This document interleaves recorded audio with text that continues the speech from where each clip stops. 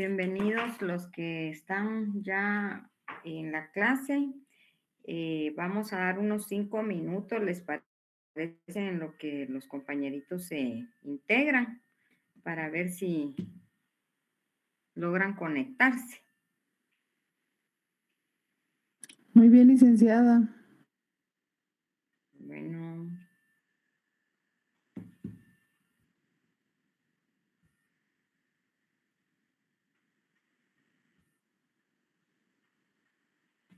¿Estudiantes inscritos? Sí, gracias. Fíjese que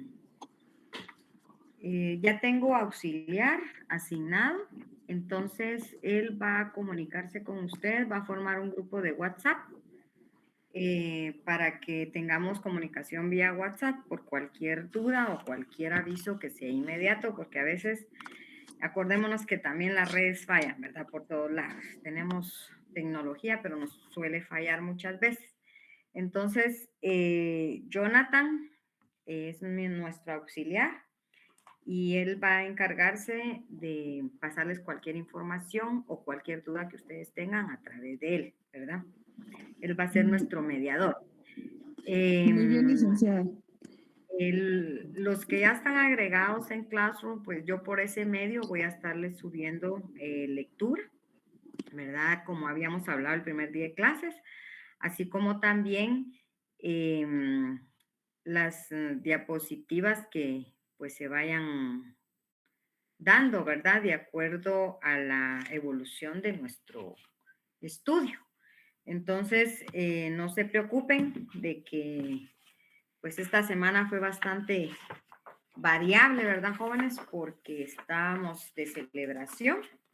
Entonces, vamos a retomar el tema, pues, hoy, prácticamente ya entrando de lleno a lo que nos compete en el curso, ¿verdad? Y hacer una pequeña retroalimentación prácticamente de nuestros temas para ir avanzando. Yo considero, no sé si logramos revisar el programa que les mandé, ¿verdad? Entonces, en el contenido de nuestro programa, lo que estuvimos hablando un poquito en clase y la tarea que se quedó ahí pendiente, ¿verdad? De investigar algunas diferencias entre el derecho objetivo, subjetivo, sustantivo y procesal. Y aparte de eso, ya en el segundo punto, vamos a tener la importancia del derecho procesal, ¿verdad? ¿Por qué es tan importante estudiar el derecho procesal? Aspectos, la definición, la estructura del Código Procesal Civil y Mercantil que estuvimos más o menos sondeando, ¿verdad? Y la segunda parte, si ustedes lograron ver el programa, ya vamos a entrar de lleno a lo que es la acción procesal, los antecedentes históricos, las teorías sobre la naturaleza, el concepto. Entonces vamos a tratar de abarcar hasta donde podamos el día de hoy y el viernes, que pues es nuestra segunda clase virtual, ¿verdad? Vamos a ver si avanzamos estos aspectos, ¿verdad? Hasta lo único que estos temas son un poquito más prácticos, pero vamos a tratar de avanzar con la parte teórica. Y les voy a estar subiendo por Clausura algunas lecturas, ¿verdad? Para que ustedes complementen. En la relación con el Estado y su potestad jurisdiccional, ahí ya vamos a entrar de lleno a lo que es la jurisdicción, los poderes, su competencia, ¿verdad? Y todo lo relacionado con lo que es la prórroga y hasta la perpetuación de la competencia. Si ven, es bastante contenido lo que nosotros tenemos. Vamos a tratar de ver si abarcamos este examen hasta los actos procesales, porque de ahí ya nosotros nos podemos adentrar en el segundo parcial con lo que es el medio de debate, el tercero procesal, la protección cautelar y la instancia procesal, porque sí es bastante contenido, ¿verdad? Entonces, este curso es bastante amplio en materia procesal. Entonces, para iniciar, yo quisiera ver si alguien voluntariamente me puede explicar qué fue lo que logró investigar, ¿verdad? Yo soy todo oídos.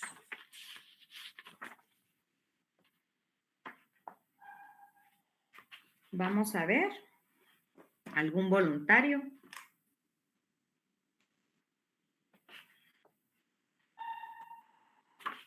¿No hay ningún voluntario? No puede ser que nadie haya investigado algo de lo que era el derecho objetivo y derecho subjetivo, si el Código Procesal Civil es una ley adjetiva y por qué. Shailene Alejandra, sí, Jocelyn, perdón. Soy todo oídos. Buenas tardes, licenciada y compañeros. Buenas tardes. Yo investigué el concepto de, bueno, la tarea que usted nos envió. El concepto de derecho objetivo yo lo coloqué como que es un conjunto de todas las leyes y normas escritas jurídicamente que existen en un país para establecer reglas generales y obligatorias. Y en palabras coloquiales sería como el libro de reglas de un estado. Ya, muy bien, muy bien. La verdad es de que realmente, ¿verdad? Como dijo la compañera, bueno, hasta el momento tenemos 76 alumnos.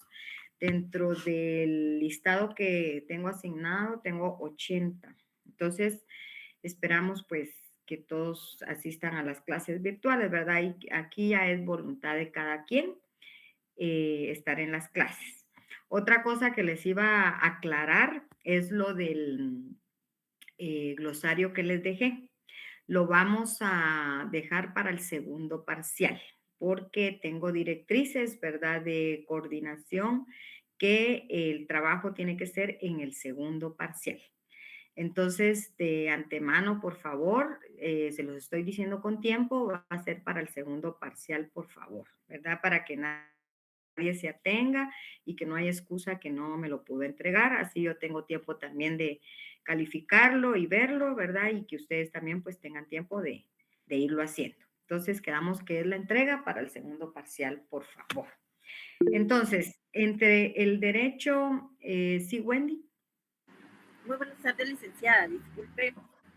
Buenas tardes. No sé si tendrá algún problema igual algún compañero, pero yo me asigné con usted hasta el día viernes porque había un problema con mis designaciones. No sé dónde pueda encontrar yo todas las tareas y todo lo que usted ha bueno,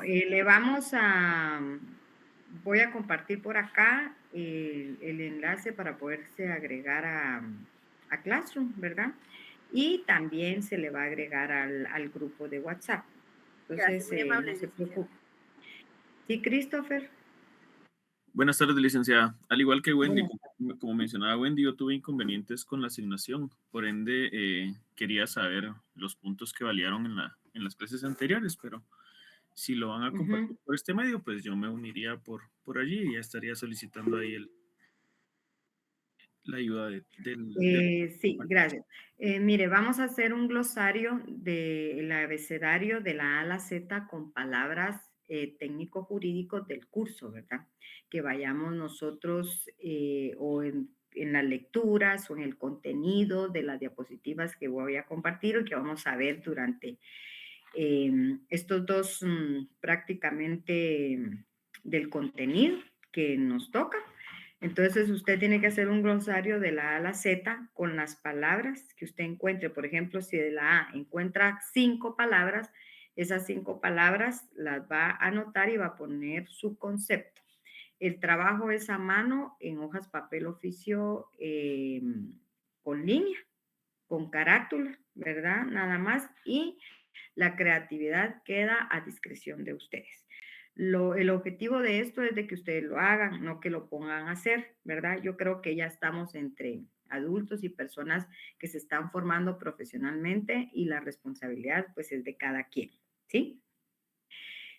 Yo califico bastante la estructura del trabajo, califico también la forma en que lo hacen, el contenido del concepto de cada palabra, ¿verdad? No por hacer.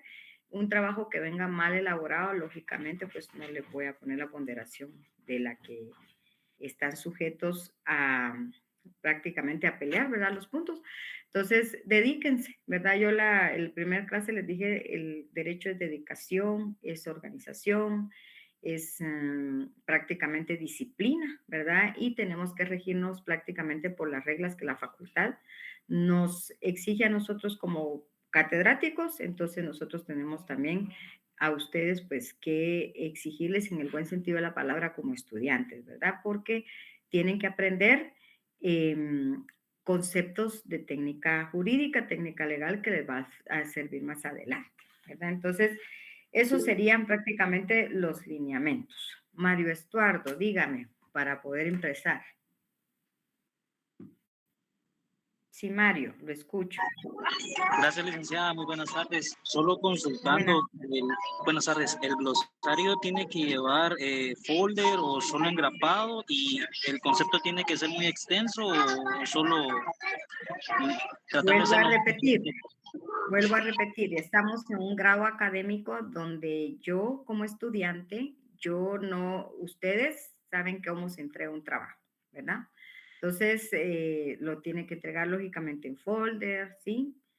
Con una buena presentación. Ustedes se están formando como profesionales, ¿verdad? Entonces, lo tienen que hacer bien hecho. Entonces, yo le puedo decir, mire, lo tiene que entregar en folder, con gancho, en grapas. No. Ustedes ya están en un grado académico donde la iniciativa de ustedes es bastante ahí sí que autónoma, ¿verdad? Y de ustedes dependen pelear los puntos, ¿verdad? Pelear los puntos. No por el hecho que valga 10 puntos el trabajo, quiere decir que solo con que me lo presenten ya tengan los 10 puntos. No, ¿verdad? Entonces, ¿con qué fin lo hago yo? Con el fin de que ustedes practiquen los conceptos, ¿verdad? Porque de alguna manera tenemos que aprendernos ciertos conceptos. Entonces, la finalidad es esa, ¿verdad?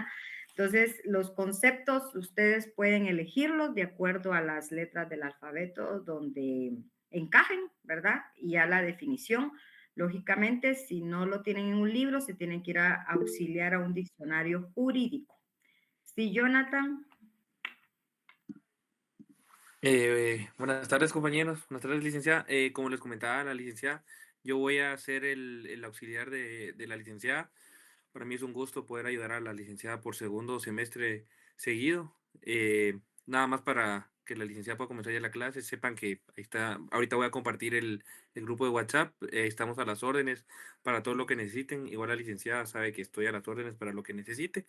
Y nada, compañeros, cualquier cosita se pueden buscar a mi persona sin ningún problema. Y ahí estamos. Gracias, licenciada. Muchas gracias, Jonathan. Gracias por el auxilio, ¿verdad? Porque Jonathan es nuestro auxilio, prácticamente. Entonces, jóvenes, vamos a hablar el día de hoy un poco así, prácticamente a grandes rasgos, porque veo que solo una intervención he tenido. Pamela, vamos a ver, ¿qué me cuenta usted del derecho objetivo, derecho subjetivo o del sustantivo? O si el del Código Procesal Civil es una ley adjetiva y por qué. Licenciada, no le voy a comentar referente a eso, sino al chat, ya que como usted solicitó que se aperturara el chat, yo ya había abierto uno. No sé si le queda bien dejar de administrador a Jonathan o lo elimino porque ya están agregados ahí los compañeros. Solo eso deseo saber. Ok, pongámonos de acuerdo con Jonathan, por favor, para que, como él va a ser nuestro enlace, entonces considero, Pamela, muchas gracias, ¿verdad? Para que Jonathan pues administre el grupo y él sea el que a través de mis lineamientos se comunique con ustedes y a través de sus dudas ustedes se comuniquen con él. Le agradezco mucho, Pamela. Bueno, entonces el derecho objetivo y el derecho subjetivo, vamos a hablar porque es importante nosotros entender, ¿verdad? ¿Qué es el derecho objetivo y el derecho subjetivo? ¿Sí? porque estos conceptos se encuentran ligados entre sí, ¿verdad? Ya que, como sabemos en la historia, yo les hablaba la vez pasada en la clase, ¿verdad? En el derecho romano se establecía la diferencia entre el derecho prácticamente como una norma o como una regla, y al derecho como la facultad de reclamar lo que era propio, ¿verdad? De cada quien, ¿verdad? Entonces, nosotros hemos leído muchas veces que el derecho objetivo es el conjunto de normas jurídicas, ¿verdad? Que se crean y que ustedes han visto que son realizadas o hechas normalmente con la finalidad, ¿para qué? ¿Para qué se crea una norma, verdad? Para un impedimento, para un obstáculo, ¿sí? ¿De qué? De normar al individuo, ¿sí? Yo les preguntaba la vez pasada en la clase, ¿verdad? Díganme un concepto de derecho. Algunos intervinieron y me dijeron que era un conjunto de normas jurídicas que regulan la conducta de los seres humanos dentro de una sociedad, y eso es el concepto que generalmente pues nosotros tenemos, ¿verdad? Entonces, y a todo eso nosotros también tenemos la clasificación de las normas que ustedes en su momento pues tuvieron a bien aprender, ¿verdad? Las normas que son prohibitivas o que son de carácter imperativo, ¿verdad? Y que lo van a encontrar ustedes en muchos diccionarios, ¿sí? Entonces, estas normas nosotros las podemos nombrar como dispositivos legales o reglamentarios, ¿verdad? Que son establecidos y que son creados directamente, pues, por el legislador, ¿verdad? Entonces, siempre dentro de esa diferencia, el derecho objetivo prácticamente va a ser la ley, ¿sí? La ley, y de ella, pues, va emanar a lo que nosotros conocemos como derecho subjetivo, que es prácticamente el que faculta al individuo, ¿sí? O a la persona directamente, ¿verdad? A reclamar el derecho que está inmerso dentro de la ley. ¿Entendemos? ¿Sí? Entonces, le decimos al derecho objetivo es la ley, ¿sí? Lo que nosotros conocemos como nuestro códigos que tenemos, ¿verdad? Eso va a ser el derecho objetivo. Y el derecho prácticamente subjetivo es lo que contiene prácticamente la ley y que faculta al individuo prácticamente poder hacer uso de ese contenido para reclamar, ¿sí? Ese derecho que le puede asistir, ¿verdad? Entonces, si nosotros ponemos un ejemplo, podemos ver el artículo 129, si alguien lo tiene por ahí, del Código Civil, ¿sí? Porque en ese artículo se otorga un derecho exclusivo directamente a la mujer al menaje del hogar conyugal, si ustedes tienen ahí a la mano el código, ¿verdad? Entonces, ese es un derecho prácticamente, ¿verdad? Subjetivo que está inmerso dentro de una ley y que se puede hacer uso, ¿verdad? De ese derecho porque está inmerso ahí. Se puede reclamar la facultad que le otorga la ley. En este caso, pues es a la mujer, ¿verdad? Como lo que es el menaje de casa. Entonces, en ese sentido, también si ustedes tienen a la mano y van apuntando los artículos, por favor, como ejemplo. El artículo 283, ¿sí? El 283 del Código Civil trata sobre la obligación recíproca que se tiene, ¿verdad?, de darse los alimentos, ¿sí?, de los cónyuges. Esta norma es de derecho objetivo, ¿sí? Pero será de derecho subjetivo de cada cónyuge de reclamar este derecho, ¿sí? Entonces, lo que yo quiero que entendamos es que el derecho objetivo es la ley, ¿sí? Lo que se tiene, pero el contenido que me asuste a mí como reclamar va a ser el derecho subjetivo, ¿sí? ¿Estamos? Dije los dos artículos de ejemplo, artículo 129 y artículo 283 del Código Civil, ¿sí? En ese sentido, también nosotros vamos a hablar un poquito de lo que es el derecho sustantivo y el derecho procesal. No sé si alguien logró verificar algún concepto o si tiene alguien alguna opinión de estos dos términos para que pueda aportar, ¿verdad? Y que podamos hacer una comparación. Buenas tardes, licenciada. Buenas tardes, Claudia. Fíjese que yo pude investigar lo del derecho sustantivo, Ujú, que es el conjunto de normas jurídicas que establecen los derechos y obligaciones, ujú, facultades y prohibiciones de los ciudadanos, ujú, regulando asimismo el Fondo de Relaciones Sociales, que es el derecho principal. Como ejemplo, incluye el Código Civil, Código Penal, Código del Trabajo y Código del Comercio. Eso es lo que yo pude investigar, licenciada. muy bien, sí, vamos siempre de ejemplo con el Código Civil. Excelente, Claudia. ¿Alguien más levantó su mano? Dania, Michelle. Licenciada, aportando más a la compañera, es un derecho de deber ser, el Así derecho es, sustantivo. así es. Ujú, es correcto. ¿Y Will? Buenas tardes, licenciada. Buenas tardes, compañeros. Yo encontré el derecho sustantivo. Encontré que dice conjuntos de normas que establecen los derechos y obligaciones a los sujetos vinculados a un ordenamiento jurídico. Ejemplo, Código Civil. Conjunto de normas que establece derechos y obligaciones a los sujetos que están vinculados por el orden jurídico establecido por el Estado. Ejemplo, Código Civil, Penal y del Comercio. Excelente. Entonces tenemos en conjunto y sí coincidimos, ¿verdad? Con la investigación, que es un conjunto de normas, ¿sí? Que regulan, ¿sí? Pero como dijo la compañera, el deber ser. Entonces, si estamos como les dijera yo, de acuerdo con lo que investigamos. Sí, Elizabeth. Licenciada, compañeros, muy buenas tardes. Yo con respecto al derecho sustantivo, lo que investigué que dice que es el conjunto de normas que imponen los comportamientos que las personas deben de seguir en la sociedad, a diferencia del derecho subjetivo que es un derecho que tiene la facultad, uno, de hacerlo o no, ¿verdad? Por ejemplo, en el Código Civil se establece el matrimonio, ¿verdad? Pero yo Sí, puedo decidir si quiero casar o no me quiero casar. claro. Pero lo contrario, el derecho sustantivo es impone los comportamientos de las personas en la sociedad.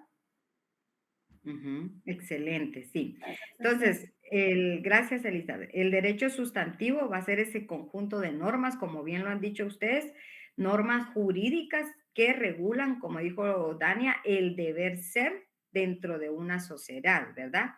Impone normas de derechos y obligaciones que reglan o regulan ese comportamiento de los individuos. Por ejemplo, el Código Civil contiene un conjunto de normas sustantivas, ¿sí? Que norman derechos e impone obligaciones, normalmente de carácter privado. ¿Por qué? Acordémonos que derecho civil está dentro de la rama del derecho privado, pero no deja de ser una norma sustantiva, ¿sí? Y el derecho procesal, que es el que nosotros estamos estudiando en este momento, ¿verdad? Es una norma adjetiva. ¿Por qué? Porque va a contener normas que van a establecer la forma de la actividad jurisdiccional, ¿sí? Porque yo les decía la vez pasada en clase que el derecho procesal civil es el que regula prácticamente los procedimientos a nivel jurisdiccional o esa actividad jurisdiccional, ¿verdad? Que nos va a permitir, vuelvo a repetir, agotar esas etapas o esos procedimientos. ¿Para qué?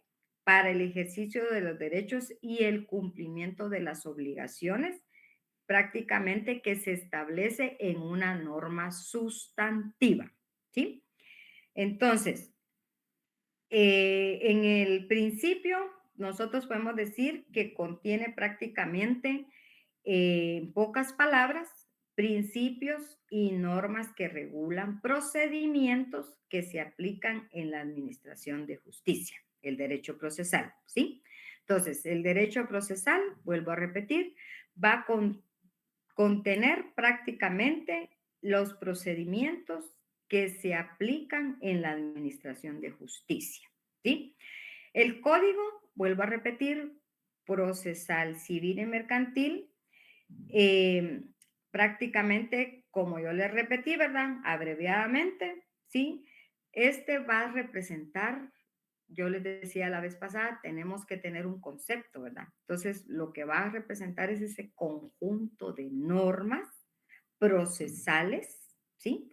O adjetivas que regulan los procedimientos para la efectiva realización, entre otros, de los derechos contenidos en el Código Civil, ¿sí? Ese podría ser un concepto, ¿sí? Entonces, en general, el derecho sustantivo prácticamente va a determinar esa forma abstracta de los derechos, mientras que el derecho adjetivo o procesal va a establecer prácticamente esa actividad jurisdiccional. ¿Con qué finalidad? Con la finalidad de realizar, ¿sí?, los derechos mediante la decisión que van a tomar los órganos jurisdiccionales, ¿verdad?, que son los que van a tener la competencia, ¿verdad?, para llevar a cabo prácticamente esa actividad procesal que correspondería.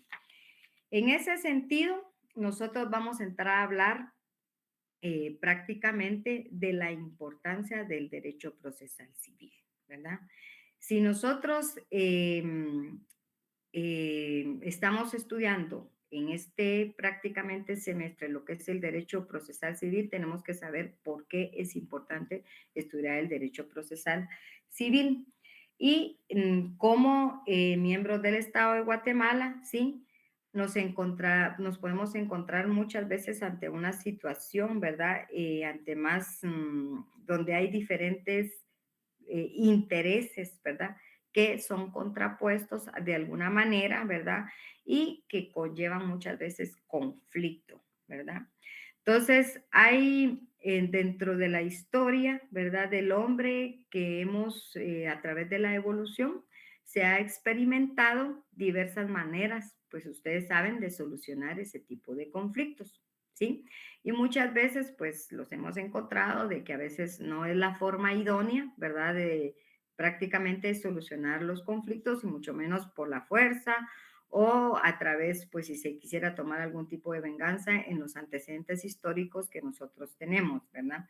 Entonces, efectivamente, cuando no existe, pues una solución pacífica de solucionar ese tipo de conflictos, ¿sí?, es el Estado el que interviene, ¿verdad?, prácticamente para asumir prácticamente la responsabilidad de esos derechos prácticamente o de la tutela que él tiene, ¿verdad?, dentro de esos derechos objetivos que muchas veces se ven vulnerados o lesionados, ¿verdad?, que en este caso somos prácticamente los ciudadanos, ¿verdad?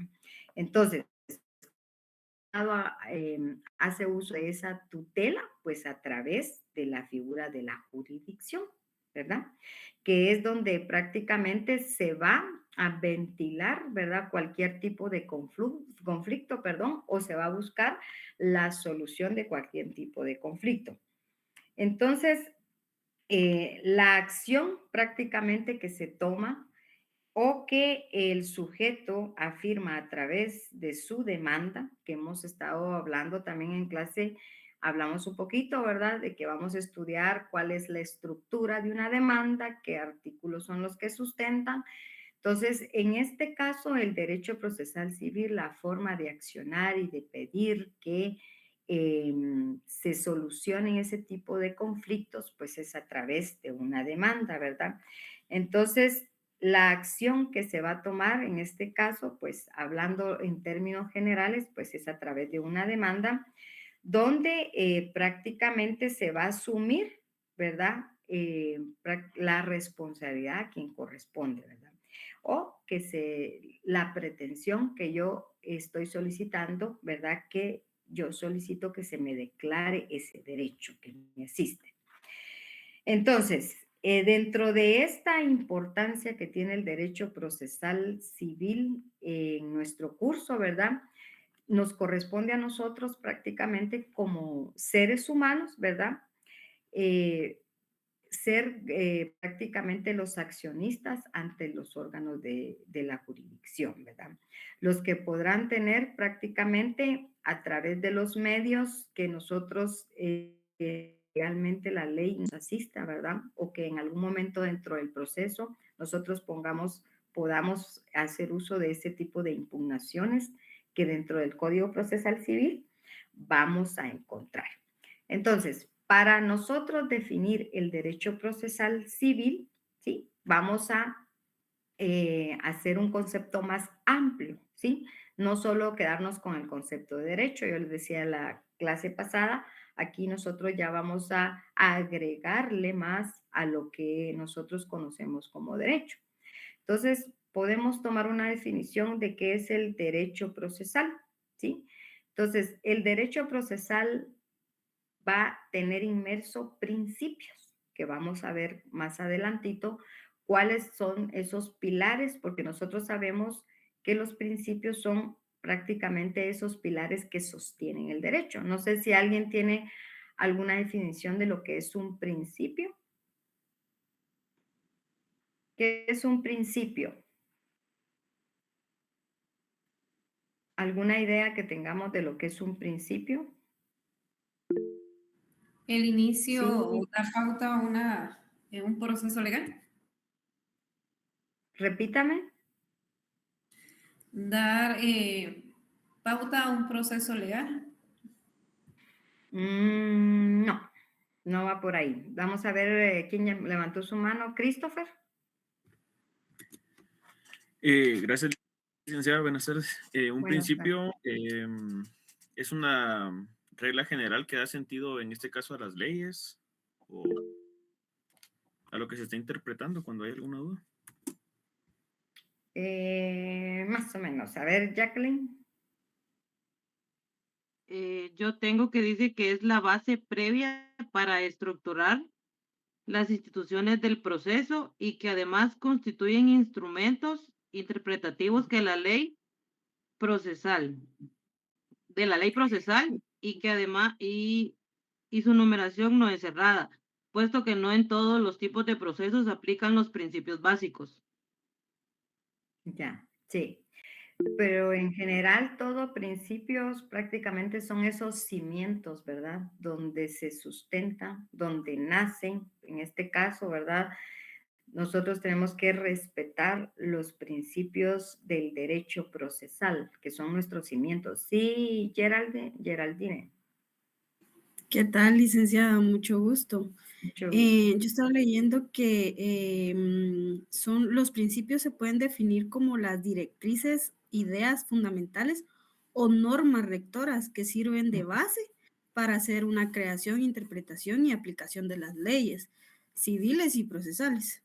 Es correcto, o sea, ahí vamos a encontrar ciertas prioridades, ¿verdad? Los principios son prioridades, son directrices, son cimientos, ¿verdad? Que nos ayudan prácticamente a fortalecer, ¿verdad? O a estudiar. Son ese pilar prácticamente de una norma, de una ley, ¿sí? Entonces, Gerald y Jacqueline, muy acertadamente, muchas gracias. Entonces, para nosotros incluir dentro de nuestra definición lo que es el derecho procesal, nosotros podemos decir que el derecho procesal es un conjunto de principios, ¿sí? Normas jurídicas que regulan la función jurisdiccional, ¿sí? ¿De quién? Del Estado, ¿sí? Estableciendo, ¿qué va a establecer el derecho procesal? Procedimientos, ¿sí? Que se van a emplear para obtener la actuación del derecho aplicable a los casos concretos. Ese sería un conjunto, un concepto. Si ustedes investigan dentro de un diccionario, van a encontrar diferentes conceptos de derecho procesal, ¿sí? Otro concepto podría ser conjunto de normas jurídicas que ordenan el proceso, ¿sí? Regulan la competencia, que es prácticamente como la estructura del proceso, ¿verdad?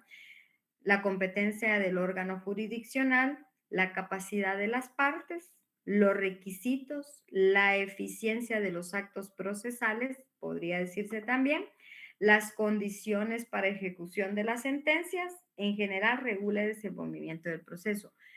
Yo en la clase pasada les dijo, podemos sacar un concepto de derecho procesal de acuerdo a los libros, ¿sí?, que contiene nuestro Código Procesal Civil y Mercantil, ¿verdad?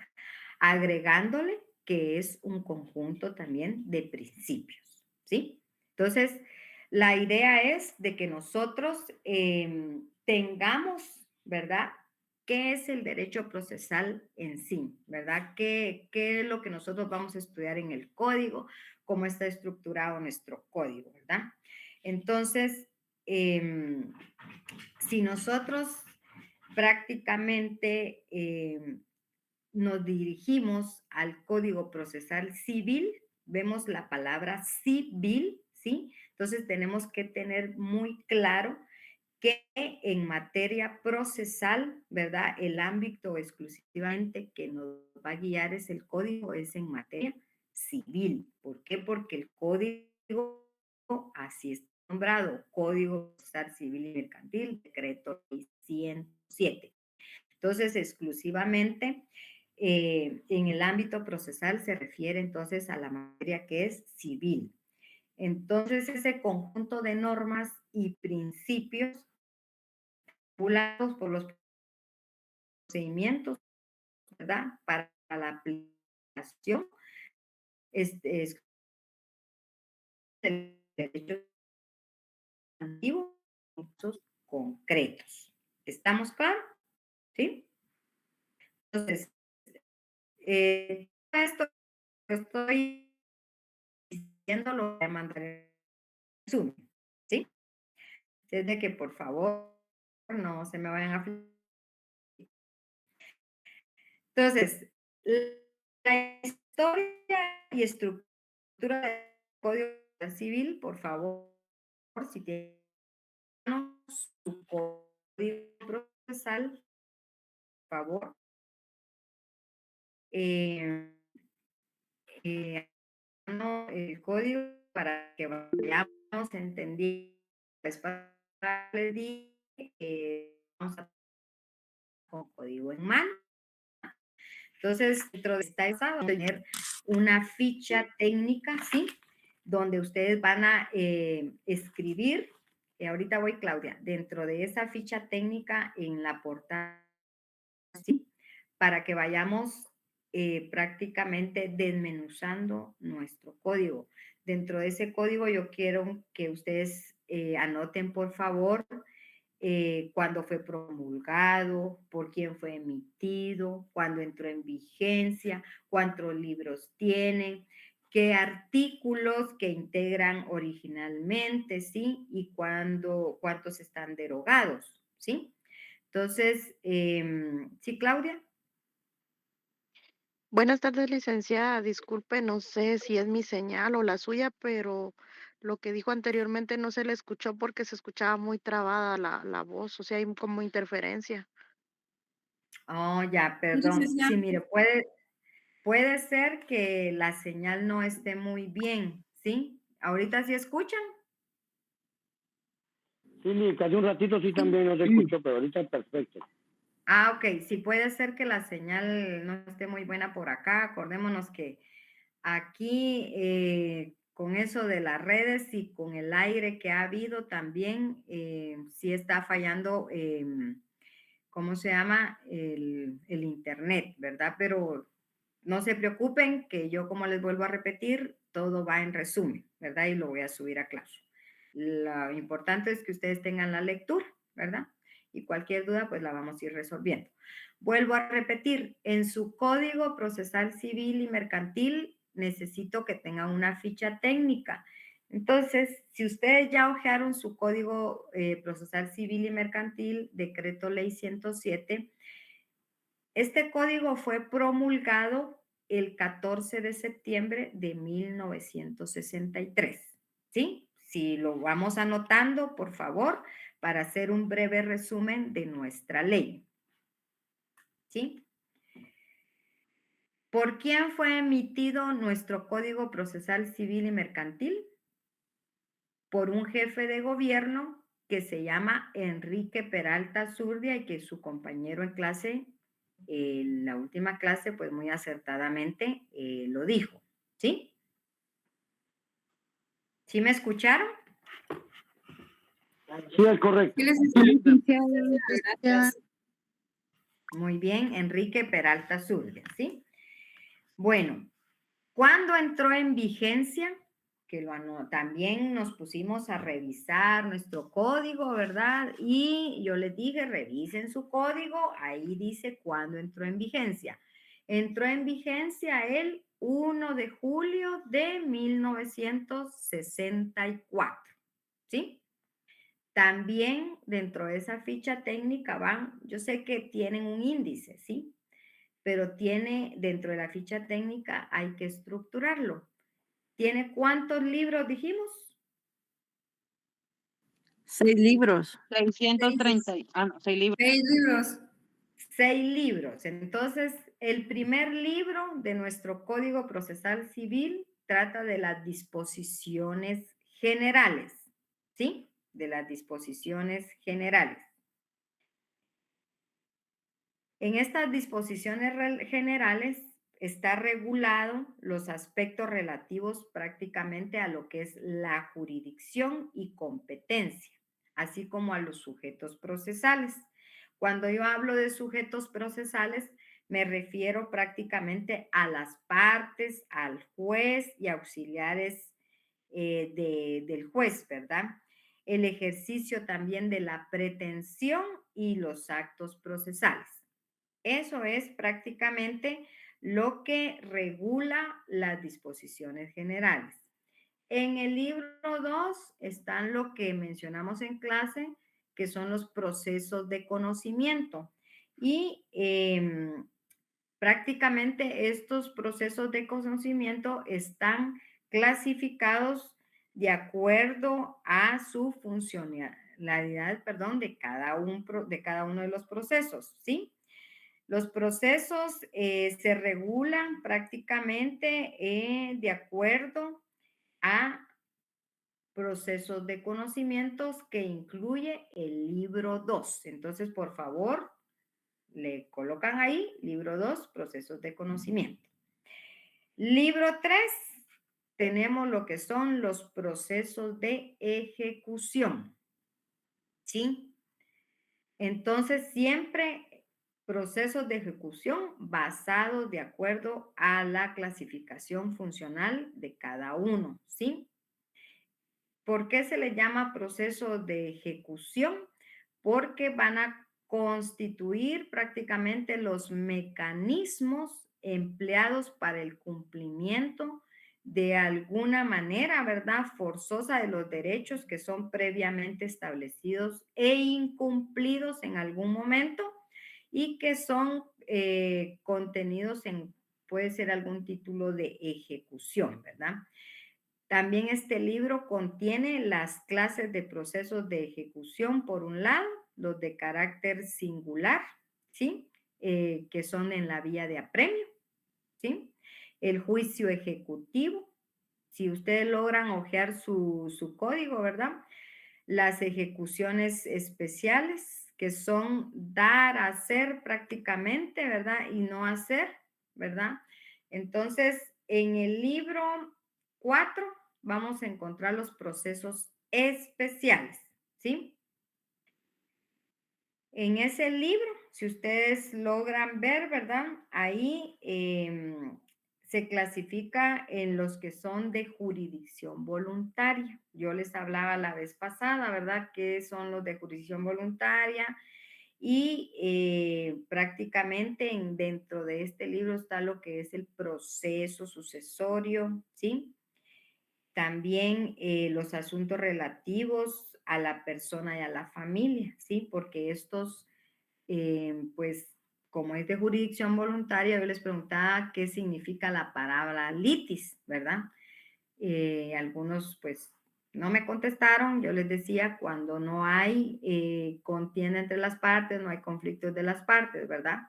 Pero no quiere decir que se pueda volver, ¿verdad? Que exista alguna oposición y ya entonces puede existir algún conflicto dentro de la realización del proceso. Pero el libro prácticamente cuarto regula lo que son los procesos especiales. El libro quinto va a regular lo que son las alternativas comunes a los procesos. ¿Qué significa esto? Como las alternativas comunes a los procesos, si ustedes logran colocarse en el libro quinto, ahí van a encontrar las providencias cautelares, la intervención de terceros, los inventarios, perdón, los avalúos, la consignación, costas y modos anormales de terminación de los procesos, como el desistimiento y la caducidad de instancia que regula este libro. Entonces, y en el libro sexto, por último, vamos a encontrar lo que son las impugnaciones y resoluciones judiciales. Esto prácticamente vamos a encontrar en ese libro lo que son la revocación,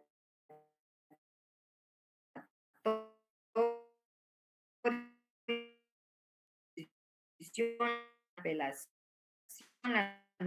y casación. Entonces, Hoy sí se le fue el audio, Lick.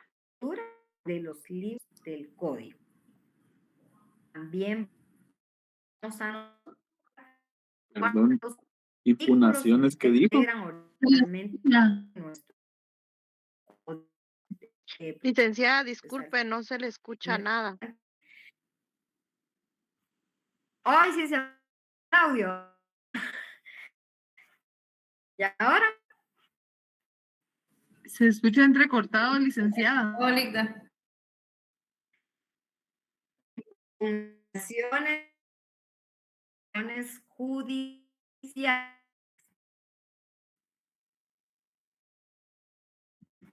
Perdone, Sí, licenciada, que no se lo aquí entiendo. como que algo está fallando. No sé, pero ¿sí me escuchan?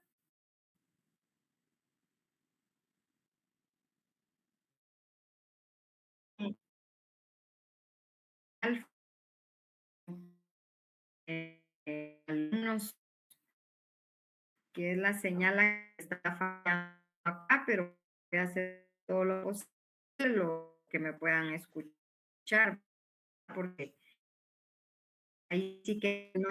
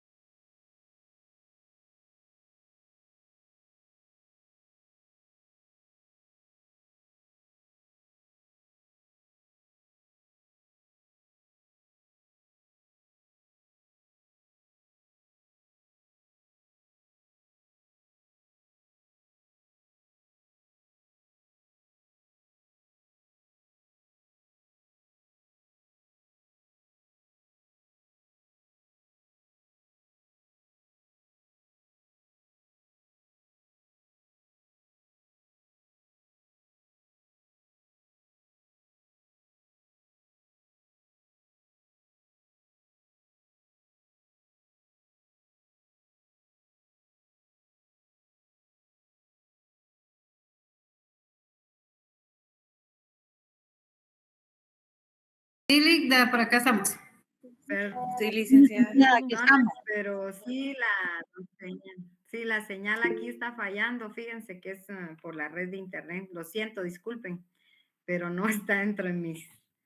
Ya traté de conectarme a través de mi teléfono para pasarle a la computadora ahí. Entonces continuamos, ¿verdad? El resto que nos queda de tiempo. Entonces estábamos haciendo la ficha técnica, ¿verdad? Que yo quiero que tengan ustedes en su código. Y les decía que dentro, tal vez si lo puedo mostrar acá, ¿sí? Para que ustedes miren.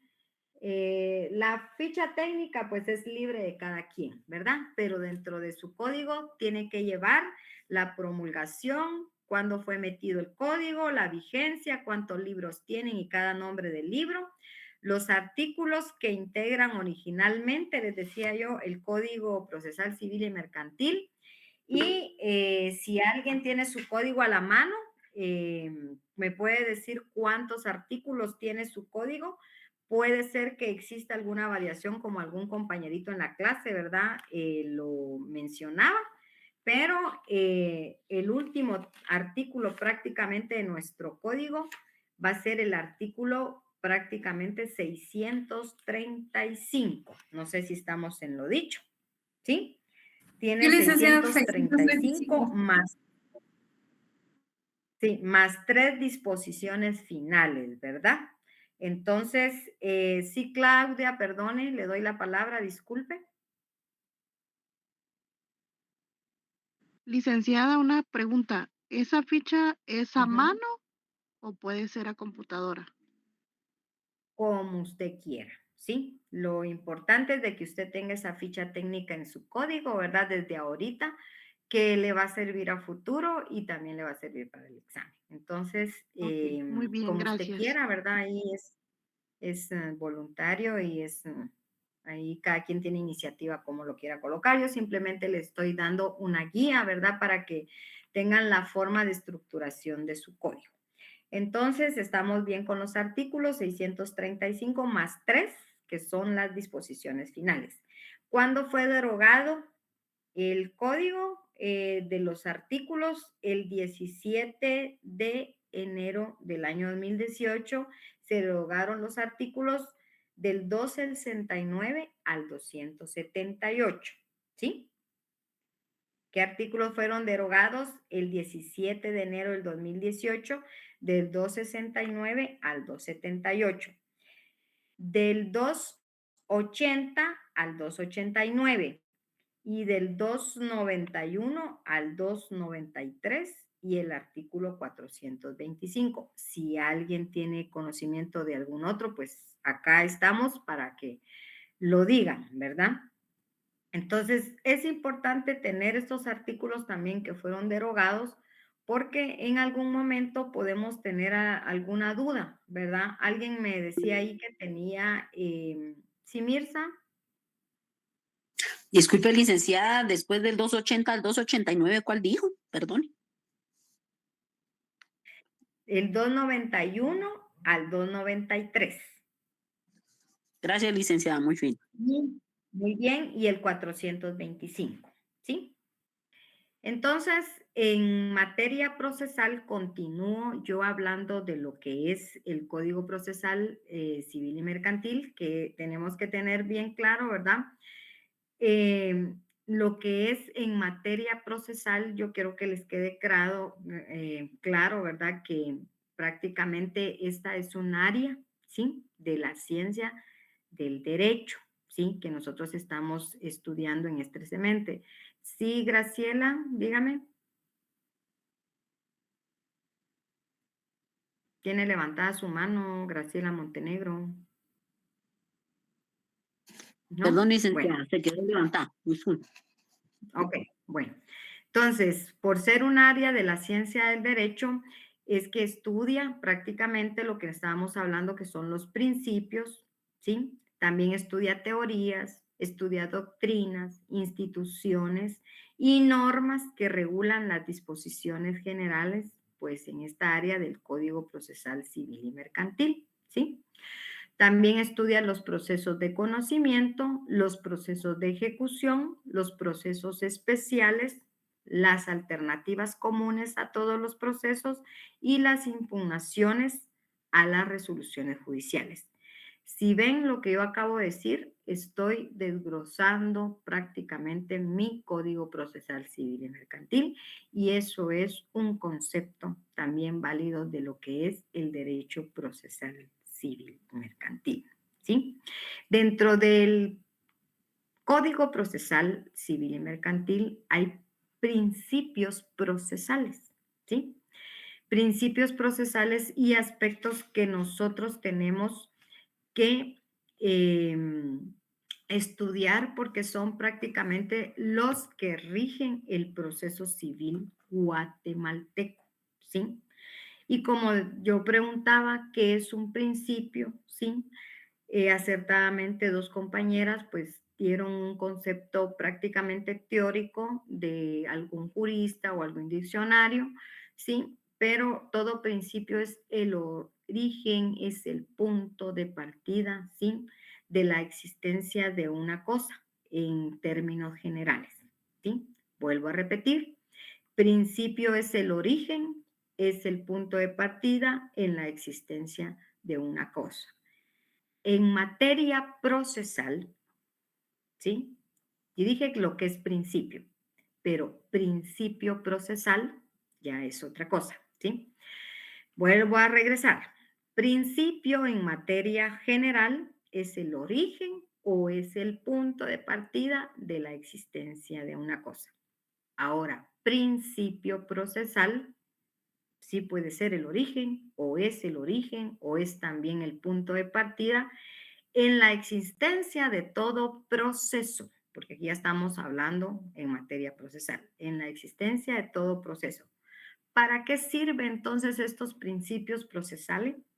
Sirven, como les había dicho al principio, como el pilar, ¿sí? O el sustento, ¿sí? ¿Para qué? ¿Con qué finalidad? Para que se logre, ¿sí?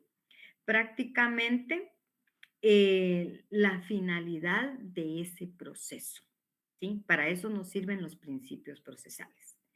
Vuelvo a repetir, los principios procesales sí son el origen, puede ser el punto de partida, ¿sí? En la existencia de todo proceso, pero sirven como un pilar, como un sustento para que se logre la finalidad del mismo.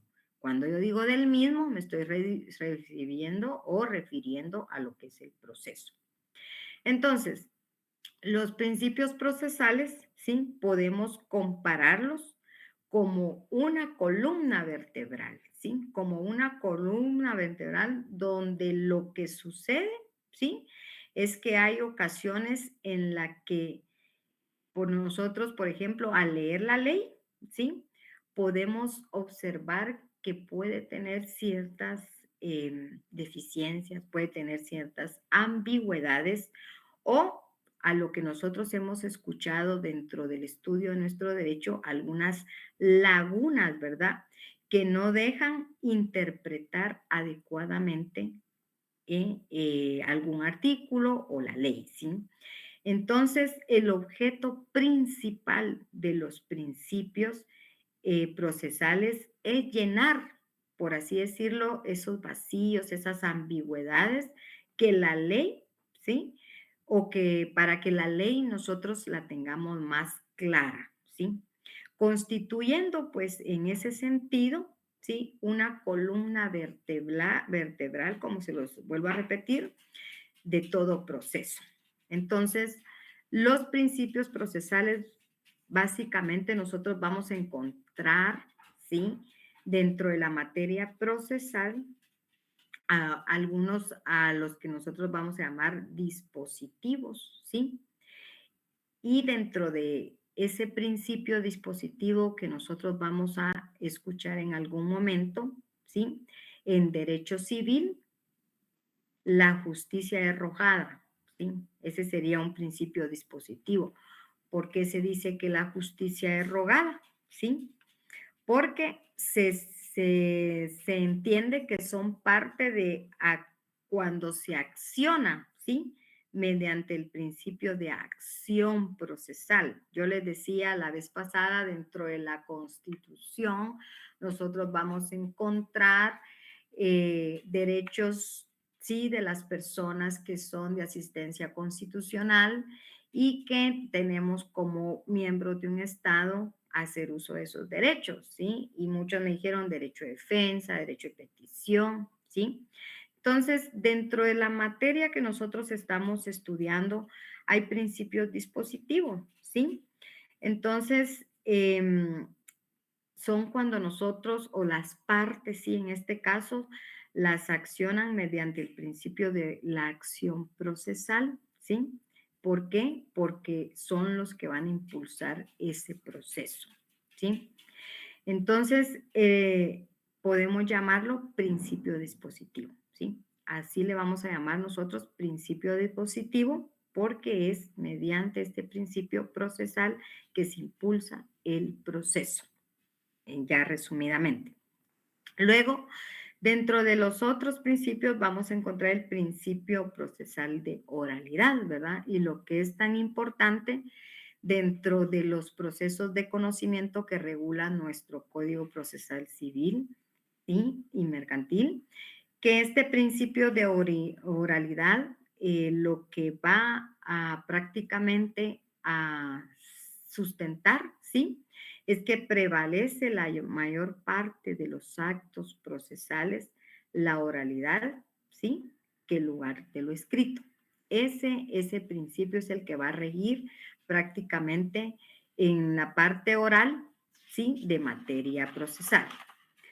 Luego vamos a hablar también de otro principio muy importante que se llama de jurisdicción procesal, ¿sí? O también le van a encontrar en algunos términos que se lee autorización judicial. Pero el principio de judicación procesal, se me entró el perrito aquí, consiste en la presencia del juez, por eso se llama principio de judicación procesal o autorización judicial. ¿Por qué? Porque es la presencia del juez durante que se desarrolla prácticamente a lo que nosotros conocemos como audiencia. Por eso se llama principio de judicación procesal. Luego tenemos la inmediación procesal, ¿sí? Que va a ser la relación procesal entre el juez y las partes.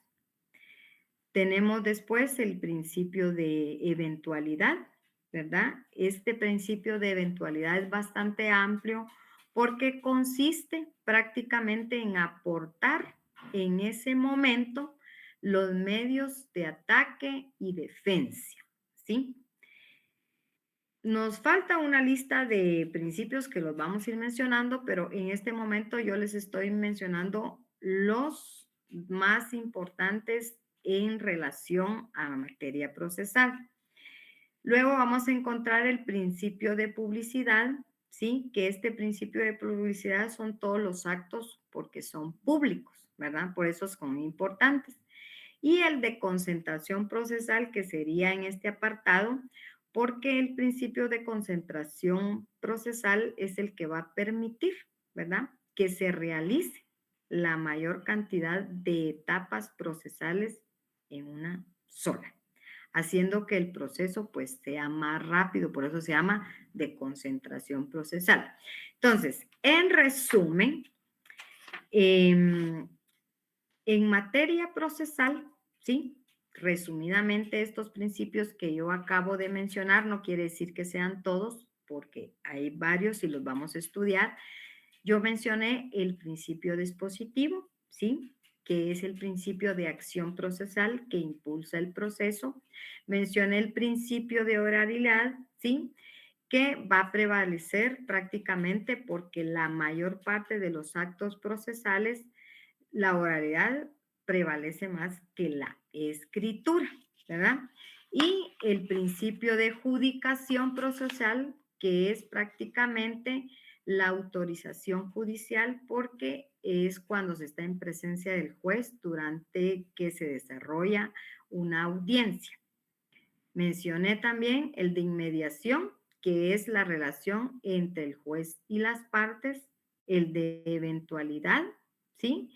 Porque es el que va a consistir en aportar en un mismo momento los medios de ataque y defensa.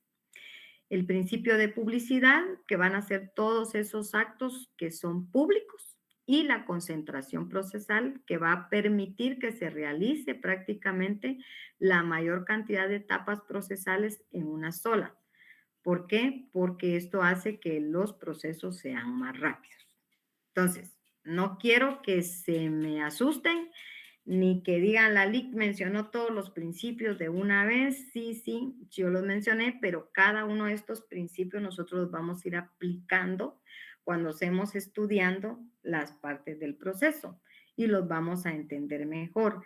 Este resumen de principios, lo que yo quiero que me entiendan es de que son los principios prácticamente que van a caracterizar al proceso, ¿sí? Por la forma en que de alguna manera nosotros lo llamamos columna vertebral del proceso, ¿verdad? Porque si ustedes ven la importancia que tiene cada uno, ¿verdad? En el desarrollo del proceso, ¿sí? Porque no puede existir la adjudicación procesal. Dentro del proceso no puede no existir una adjudicación procesal, porque entonces ya no sería proceso, ¿verdad? Por eso ese principio no puede quedar fuera. ¿Por qué? Porque sin juez no hay proceso, ¿verdad? Entonces, se le llama a estos columna vertebral a los que yo mencioné, porque sin estos principios no puede existir proceso. Y por eso es que son para mí los más importantes, ¿sí? Eso no quiere decir que vamos a mencionar los demás y que no dejan de ser menos importantes, ¿sí? Pero la columna vertebral del proceso dentro de lo que se desarrolla, pues son estos que yo mencioné, ¿verdad? Que van acompañados también de los actos procesales conjuntamente con el desarrollo que se vaya haciendo. Entonces, dentro del principio dispositivo, como ya mencionamos, ¿verdad? Vamos a encontrar el desarrollo, ¿sí? Entonces, lo vamos a señalar dentro de la norma. Si ustedes gustan, pues apuntan los artículos, o si alguien tiene por ahí a la mano el Código Procesal Civil y Mercantil, y ubiquemos el artículo, vamos a ver el artículo 26, por favor. Entonces, ahí en el título 2, ahí dice personas que intervienen en los procesos y hace mención al capítulo 1 y nos dice los jueces. En el 25 está la facultad del juzgador, pero en el 26 está la concordancia entre la petición y el fallo. Y dice, el juez deberá dictar su fallo congruente con la demanda y no podrá resolver de oficio sobre excepciones que solo puedan ser propuestas por las partes. Entonces, dentro de este principio se encuentra contenido, ¿sí? Vamos a encontrar ahí a lo que nosotros llamamos principio dispositivo en el artículo 26 del Código Procesal Civil y Mercantil. También el artículo 106, ¿verdad? Si nos vamos a la norma y localizamos el artículo 106, este artículo es dispositivo también porque obliga a las partes a fijar con claridad y precisión los hechos en que se funde, dice ahí, ¿sí? Las pruebas que van a rendirse, así como la petición, ¿sí? Por eso es un principio. También ahí podemos nosotros relacionar ese principio dispositivo, ¿verdad? El artículo 110, también nosotros vamos a encontrar ese principio dispositivo porque el actor puede ampliar en algún momento o modificar su demanda antes de haber sido contestada. En algún momento vamos a estudiar cómo nosotros contestamos una demanda, ¿verdad? También en el artículo 115, 116 y 120 del Código Procesal Civil y Mercantil. En estos artículos nosotros vamos a encontrar lo que es el allanamiento, que es una facultad del demandado, ¿sí? Así como el planteamiento de su defensa y las excepciones previas y perentorias.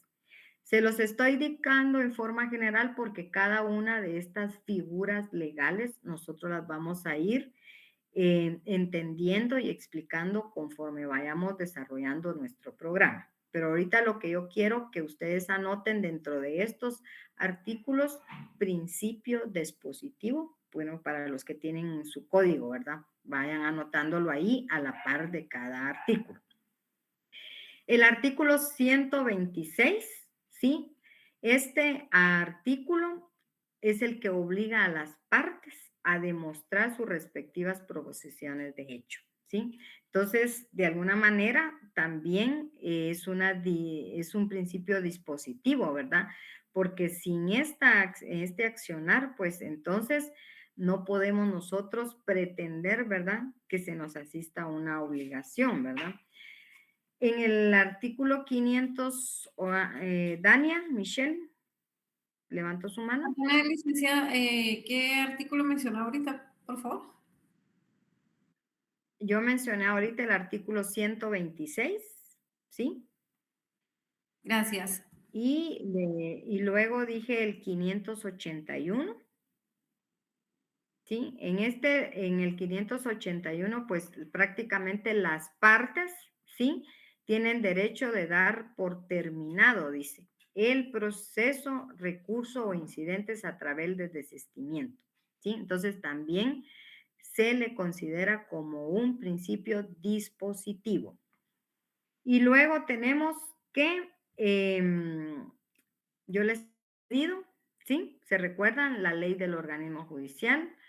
Yo les dije que conjuntamente con el Código Procesal Civil y Mercantil tenemos que tener a la mano la ley del organismo judicial.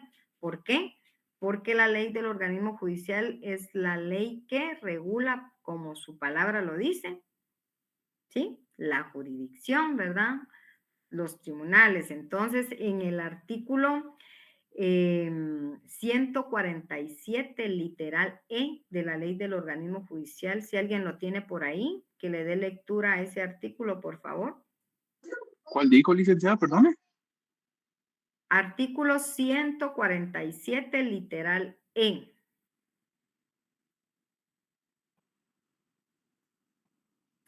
¿Se lo leo, licenciada? Por favor. Dice, la parte resolutiva que contendrá decisiones expresas y precisas congruentes con el objeto del proceso. Sí, entonces este principio dispositivo es el que obliga, ¿sí? Obliga a los jueces a dictar las sentencias congruentes con el objeto del proceso, ¿sí? Entonces es bien importante marcar ahí en el artículo 147, literal E, que también nosotros ahí vamos a encontrar el principio dispositivo, ¿sí? Entonces, en el artículo 598, ¿sí? Si nos vamos al Código Procesal Civil y Mercantil, buscamos el 598, por favor. ¿Alguien que le pueda dar lectura? Si quiere lo leo yo, licenciada. Por favor. Artículo 598, procedencia de la revocatoria, perdón.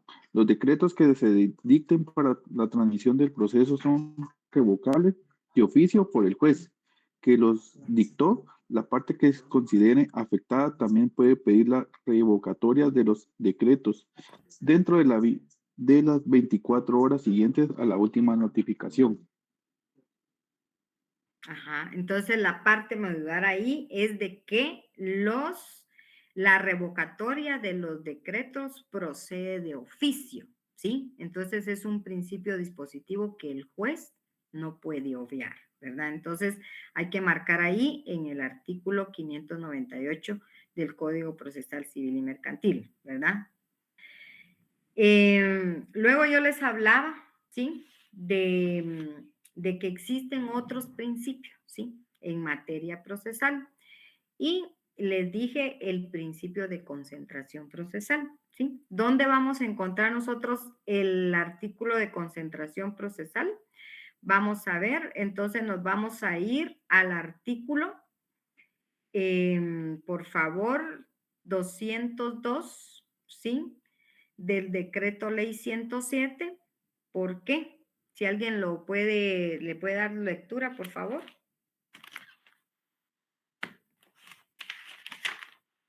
Y en ese artículo vamos a ponerle, por favor, o vamos a escribirle, principio de concentración.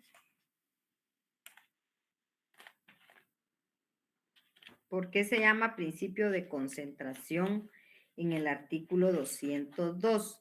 Si ven ahí, dice juicio oral, ¿sí? El principio propio del principio del procedimiento oral, ¿sí? Establece la realización prácticamente del juicio en una audiencia, ¿sí? Por eso se llama principio de concentración, ¿sí? Porque establece en una audiencia en la que se realizan las etapas de conciliación. Por eso es que ahí nosotros podemos encontrar a lo que llamamos principio de concentración. Hoy no habrá asistencia, dice Claudia. Yo les dije que no iba a tomar la asistencia en cuenta, ¿sí? Pero le vamos a... Jonathan, ¿está por ahí, mijo? Sí, licenciada. Aquí la actividad, la asistencia a clase, señores y señoras, ¿sí? Es voluntaria. Ustedes están acá porque ustedes quieren ganar su curso, porque ustedes quieren aprender. Lógicamente, quizás no nos vamos a aprender todo el contenido, pero es dedicación de cada uno, ¿sí? Y como yo ahorita yo estoy hablando, estoy explicando, estoy señalando, yo les voy a mandar su resumen, pero ya quedan ustedes la lectura y la aplicación, ¿sí? Y en cada clase que yo doy, yo pregunto de lo que di hoy y siempre hago una retroalimentación, ¿verdad? De lo que yo di para que ustedes pues hagamos un poquito de memoria, ¿sí? Jonathan, mi hijo, yo no sé si puede crear un link para que pongan asistencia el día de hoy y si no es hoy, pues sería para la próxima clase. Por favor. Entonces, estamos hablando que en el artículo 202 estábamos diciendo que la realización del juicio es en una audiencia en las que se realizan las etapas de conciliación. Por eso es que ahí nosotros encontramos lo que es el principio de concentración, ¿sí? Con la constatación de la demanda, la reconvención, las excepciones, las proposiciones y el diligenciamiento de la prueba, ¿sí? Nuestro proceso prácticamente, sí, jóvenes, en este caso nuestro proceso, y ahorita vamos a terminar, es predominantemente, como nosotros sabemos, es escrito, ¿sí? Sabemos que nuestro proceso es escrito, lo que implica la extensión de los plazos. Sin embargo, que quede bien claro que mediante el principio de concentración se procura que el mayor número de etapas procesales se desarrollen en menor número de audiencias, ¿sí? Y para ejemplo, por eso vamos a subrayar nosotros el 202, el juicio oral, ¿sí? Que ahí nosotros tenemos un gran ejemplo de lo que es el principio de concentración. Bueno, nos vamos a quedar hasta acá. Continuamos la próxima clase. En el transcurso de la semana les mando el resumen para que vayan tomando lectura y vayan aprendiéndose lo que hoy hablamos, derecho objetivo, sustantivo y procesal, la estructura del Código Procesal Civil y Mercantil porque es materia de examen y los principios. Hasta donde llegamos hoy, continuamos la otra clase con los demás principios. Y la prácticamente la relación con el código, ¿verdad? En los artículos. Pasen buena noche y suerte en su próximo curso. Los veo primero Dios el viernes. Gracias.